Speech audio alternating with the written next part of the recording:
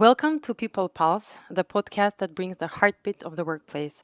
I'm Nena Dimovska, your host, and each week we're bringing bite-sized episodes packed with practical takeaways, interviews with industry leaders, and a dash of inspiration to fuel your people strategy and make your workplace thrive. We are here to dissect the trends, unravel challenges, and explore the triumphs that shape the modern workplace. The following is a conversation with Sandrine Bardot, with over 3 decades of experience as a Total Rewards thought leader, multi-award winning consultant, and educator for customized Total Rewards solutions. Sandrine, let's kick off our discussion by delving into the current landscape of Total Rewards practices. When you're evaluating and updating a company's Total Rewards system, how do you pick up on signs that their current practices are outdated? What specific indicators or events act as red flags, and what are some of the key challenges you've encountered in this process? So I've done 20 years in-house and 10 years as a consultant, and I find it really interesting that triggers for companies to revise their total reward strategies tend to often be a similar set of circumstances. Either you see that there is an increase in attrition, so employees do not stay as long as they used to. It's more difficult to recruit, so you have a longer acceptance cycle in your recruitment process, fewer people who accept maybe, so not just the time it takes them to accept, they negotiate higher packages and so on. You may have signs that your culture is not being perceived as so positive, and this would be coming either from your internal employee surveys, but I find that one of the aspects that a lot of organizations tend to neglect a little bit as an HR is to go on Glassdoor, to go on Blind and similar platforms and to check what people are saying about your company. Because guess what? Candidates do check those websites, and especially the senior ones, the educated one, your leadership team members, future leadership team members, and so on.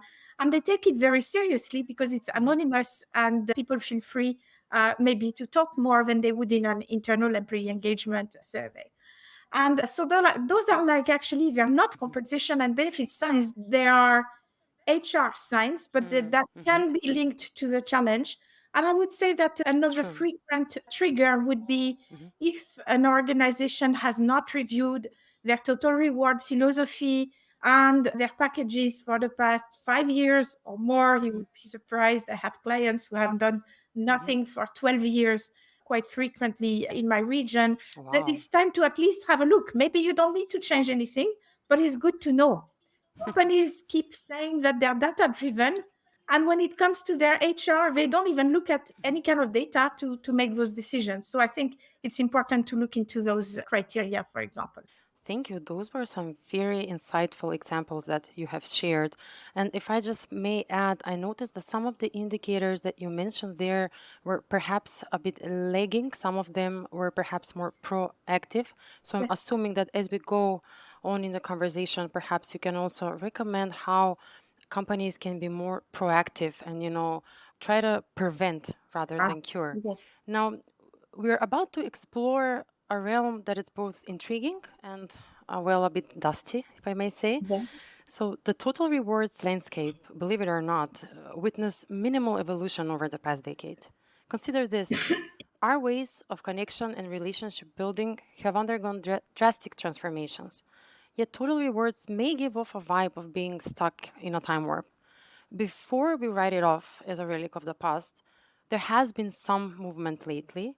While some of its core principles may appear unchanged, there's a revolution underway with personalized rewards and AI integration.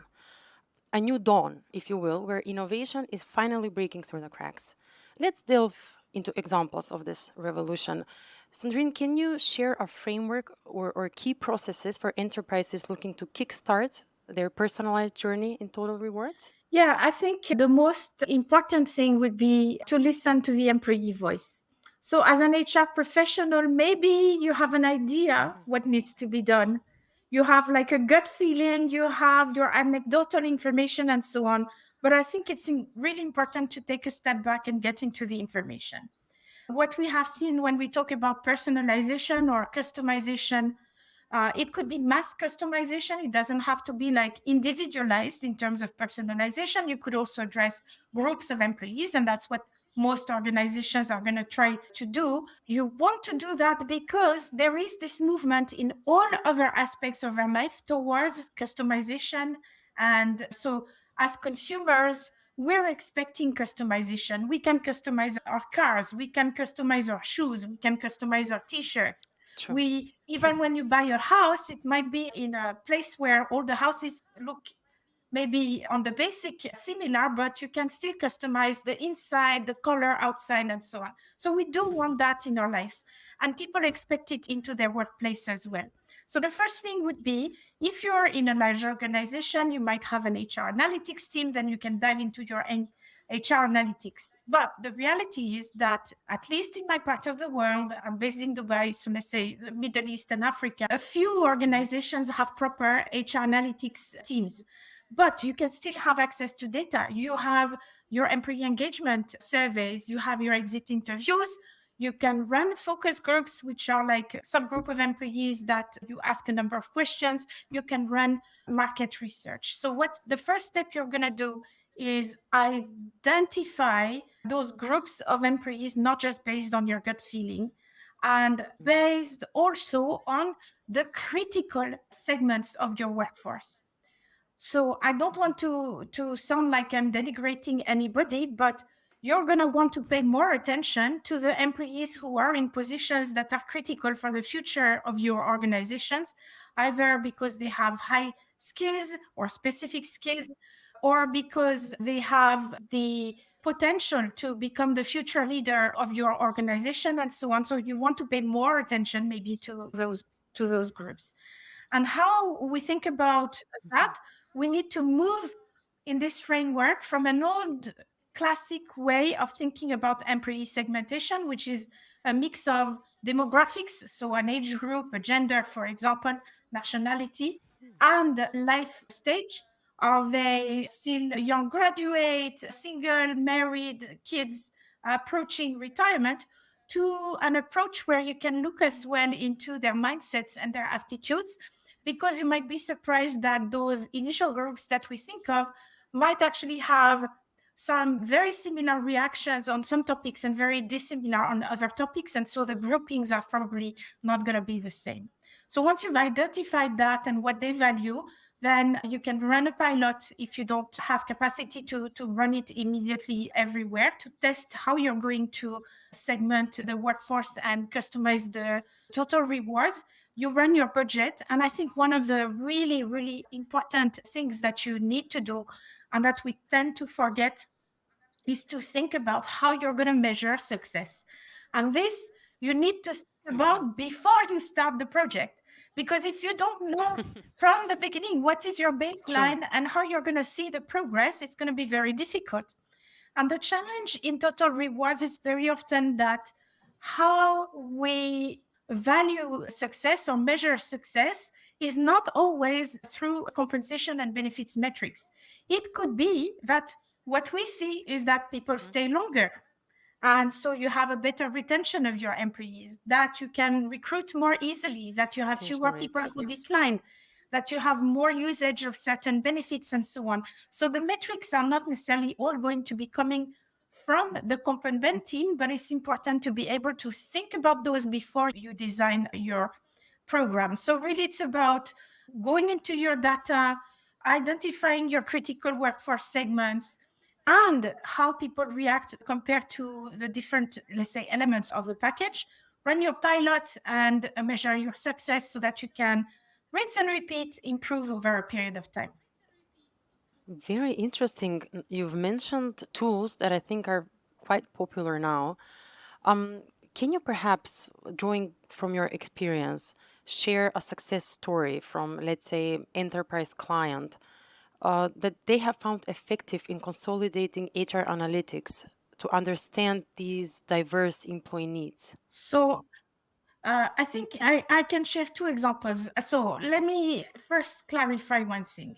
Personalization of rewards is still a kind of emerging topics. Few organizations actually do it, but I'm lucky that I've been able to True. network in certain exclusive networking groups. I've heard a number of situations, and I've also worked with a number of clients on, let's say, smaller parts of the project. I can give you two examples that are semi-public, so I'm not going to share the name of the companies, but you will see they're very, very different.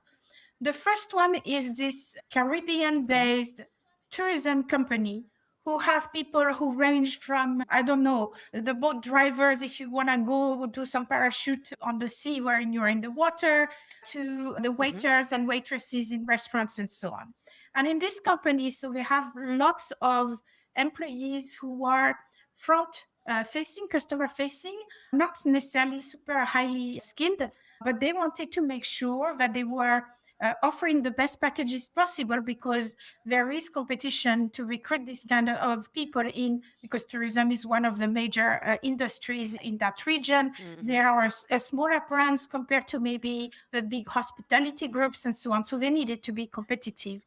And the way that they worked is that they did a very simple survey that asked each employee 5 to 7 questions about every single aspect of the package and every single portion of the benefits and the employee value proposition.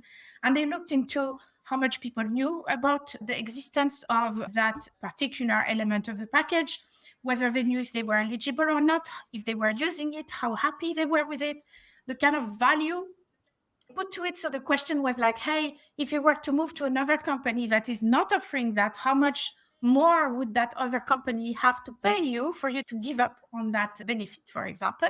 Hmm. And the loyalty, of the employee, like, would you leave for a company that does not offer that benefit or not? So what they did then is that they were able to prioritize all the different benefits with respect to a cost versus impact analysis, because they had the information on the perception of the value and the satisfaction, and they knew how much it was really costing them to implement some of those benefits. And some of them were actually quite surprising, benefits that are put in place that employees value or not, and other things that are maybe more expensive that people are less aware of. So that's how they prioritized, Hmm. and they were able to customize the packages more. By what they did is that they slowly abandoned some of the parts of the package that were not as interesting for employees, and they were able to refocus budget on other things that people valued. The second example is a much, much larger organization in the Netherlands, a very large company, mostly white collars, lots of technicians and desk based positions. And this company is bigger, so they worked with PwC. They didn't do the small survey by themselves, they used a big consultancy. And so they went through kind of a similar process, basically going through a survey with the employees, asking them about absolute performance or interest in that part of the package, the relative performance compared to other parts of the package. They asked them forced choice questions, to oblige them. Which one do you like more? Which one do you like less? On a kind of a continuum between the two things. And then what they did is that they split the employees per grade or kind of salary levels, and they were able to kind of assign a prioritization and a value compared to the average salary in that group of employees for each benefit, and to also be able to say, where do we need to focus more, where can we customize a little bit more what we are doing. And so I think this is quite interesting. When we think of personalization of total rewards, the usual that we think about is, for example, can I get more base pay and less variable pay, or the opposite? Can I get more short-term incentive and less long-term incentive, or the opposite? Can I get more salary and less benefit, or more benefits and less salary? So those are kind of the direct type of package elements that a lot of people Hmm. think about. And there is one company which I can mention because they have been very public about what they did. It's Unilever. Unilever actually developed a Oh, program okay. called UFlex, which was offering this kind of flexibility to the employees.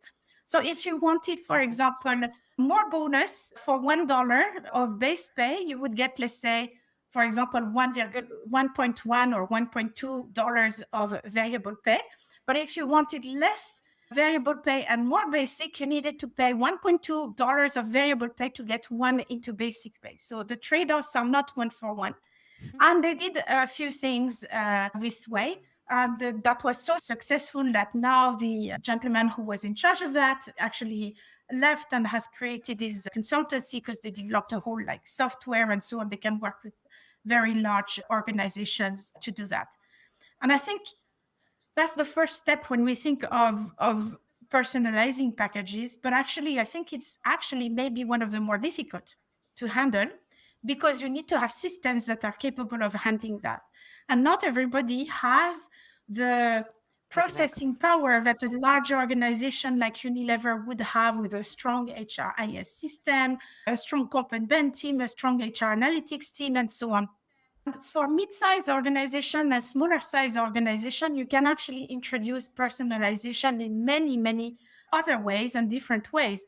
Personalization can come from how you're organizing work, the work schedules that you give. It's not just about can you work from home or hybrid. It's also your work schedules. It's about well-being offering. It's about offering the possibility for employees to personalize their job. It's called job crafting, to personalize their job a little bit. It's about career development opportunities.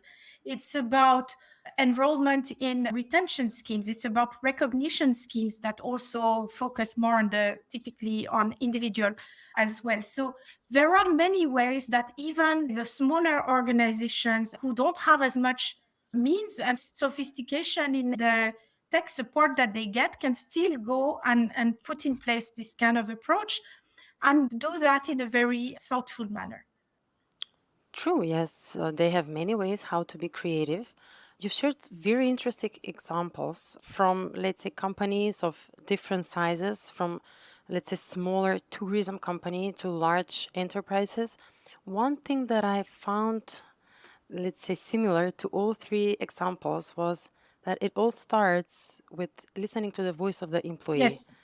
Would you say that the path towards this personalization when it comes to total rewards for all companies, would you say that the core principle should be listening to the voice of the employee, like from that approach, or would you add something else? I would say that's the first thing. What's the point for you as an HR team to develop and personalize things if that's not what your employees are interested in? There's no value for you to do Exactly. that.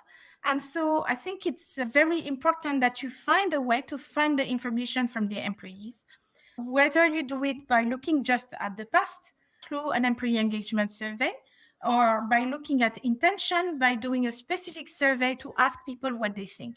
You also have to remember that it's important to, when we're talking about measuring success, let me say why it's so important. For example, you may have some intuition that people, for example, are not really interested in pensions in your company because most of your employees are young millennials and Gen Z.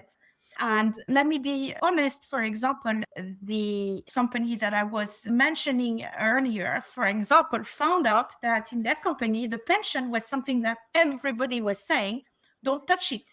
And they had been thinking to kind of reduce the pension scheme because nobody was really talking about it or anything like that. And everybody was like, no, no, this is one of the benefits that we value the most. They were just not Mm, vocal about it before the survey.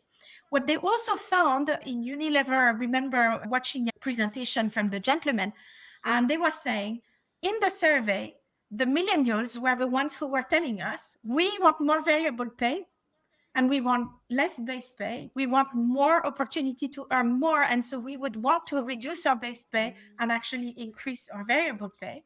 And when it came to actually offering that opportunity to people, they found out that the people who were actually decreasing their base pay and increasing their variable were the older generations, people like me in their Gen X and the boomers, and the millennials were actually exchanging some of their variable pay for more base pay. Why? Because they were in a period where maybe they had to pay back a student loan, they were having kids, maybe they were true. starting to have parents that they needed to take care of and stuff like that. And so the reality between the intention and the action was very different. So the survey is a starting point, but it's important to, that's why I was saying it's important to measure, because the reality might prove to be different. And it's not a fault or that people are intentionally lying and so on, but we're human, and intention and action are sometimes a little bit different. So that's, I would say, really, really the most important point. Start by listening, but also measure. Those are like your two most important things that you can do. And just like any other total rewards project, you have to understand that those are a kind of long term. You're not going to measure success after 1 month or 2 months. Those are like, most of the cycles that we work on are on an annual basis, and it might take a number of years before you really start to see the impact of what you're doing. So you have to also educate your executive leadership team that expectations to see a quarterly return or something like that is probably not realistic for this kind of project. Maybe on other projects, like if you're working on talent acquisition and you change your process, you will see very quickly, because you have lots of candidates coming in, quick processes. You can probably see a result faster, but in comp and ben, you would have to be there in the long haul to see really the impact as well. Sandrine, I really enjoyed the conversation today. I hope that we'll see you again here on People Pulse. Thank you for listening, People Pulse. I guess that we are safe to say that we have just unlocked another workplace heartbeat together.